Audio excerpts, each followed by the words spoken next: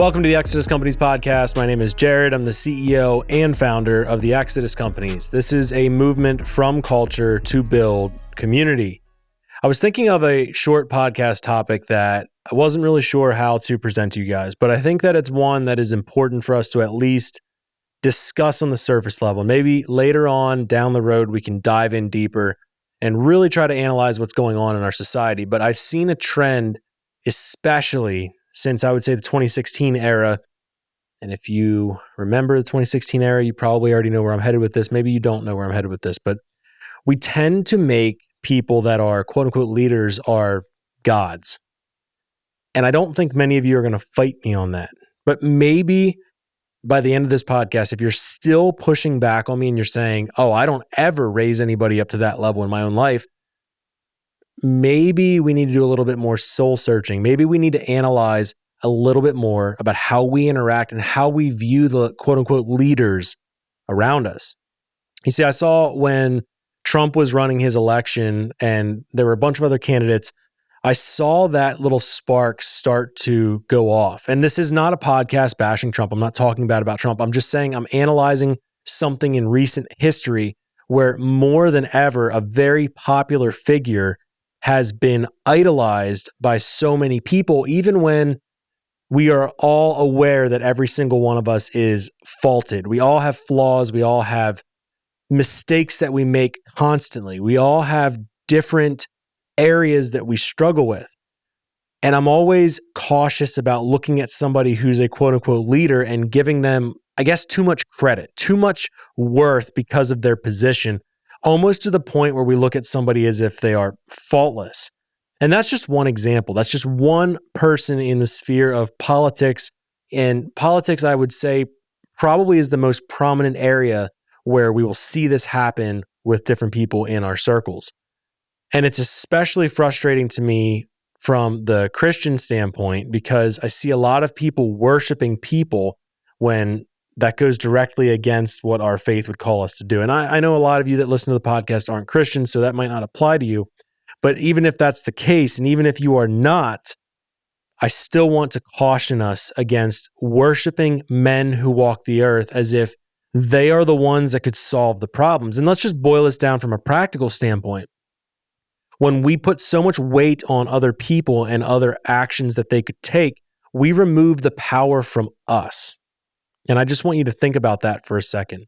When you put the weight on the ability of change or to change on other people, you remove not only your ability to do things and make changes in the world around you, but you also take away all that power from yourself.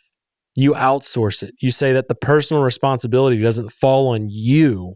It falls on this other person. Oh, well, that politician's going to save me. Oh, that person is going to save children, or this person over here is going to do XYZ thing that's important to you.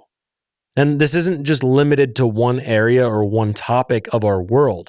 It's not even just limited to our nation. I mean, look at monarchies of the past where we have these people that prop themselves up as royalty as if God somehow hand-selected them, and because of that, they are the rulers over mankind. And there's people that go along with it. There's people that will look at that and say, they're the ones, they can fix it. Well, in our nation, in our country, we have this thing called a republic where we have individual liberty, we have sovereignty over our lives. And because of that, we are supposed to have this thing called personal responsibility. And that personal responsibility is supposed to drive you to action, not you wait on some politician to act on your behalf. When we do that, we're outsourcing the ability to actually see the changes that we need to see, not only in our nation at a political level, but at the cultural, at the core level of who we are as people. When we remove the responsibility from our own shoulders, we won't ever see the change. I mean, how many times have we been promised something from somebody that's supposed to be a leader? They say that they're going to come in and change things. They'll say that they're going to come into your city and make everything right. They always campaign on the same thing. They present a cure to a problem, but when you really boil it down, they are creating the problem. But when we really boil it down, we are enabling the problem. So what's worse, the enablers or the creators? Because I would venture to argue that the fact that we put so much weight on a single person to fix things, that's far more dangerous than the fact that they want to corrupt the system.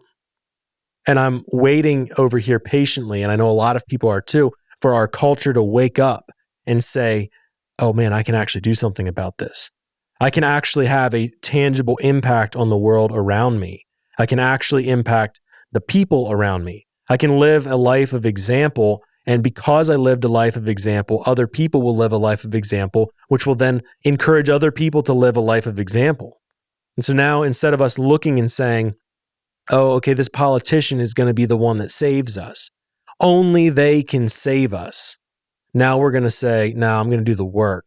I'm going to actually build that foundation. And instead of worshiping some other man, which is what it is, I know that might kind of make some of you mad, might ruffle some feathers by me saying that you are worshiping another man.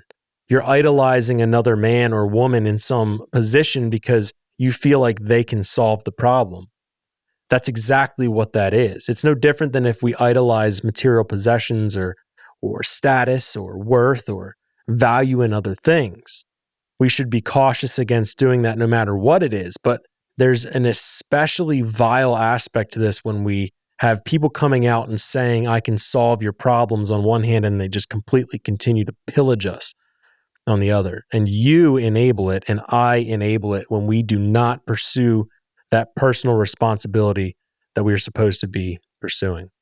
And the political sphere, like I said, is one of the easiest ways to identify this. So I would give you an action step this week is to identify in your life the areas that you are saying only they can fix the problem. And I would say that every single time that you say that, you take one step back and say, what can I do to impact the culture around me instead of outsourcing it to some other person?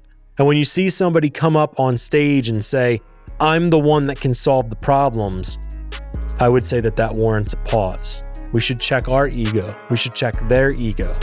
We should stop worshiping broken people, and we should start understanding that in order to revive the culture, it's going to require groundwork from every single one of us. Not just one person, but the collective, the community. And think of how much better that change is going to be when it is a grassroots change from the bottom up instead of somebody rallying their way to the quote-unquote top only to try to force their way down. We need to build up our communities. We need to be a shining light in our communities, and it starts with each of us.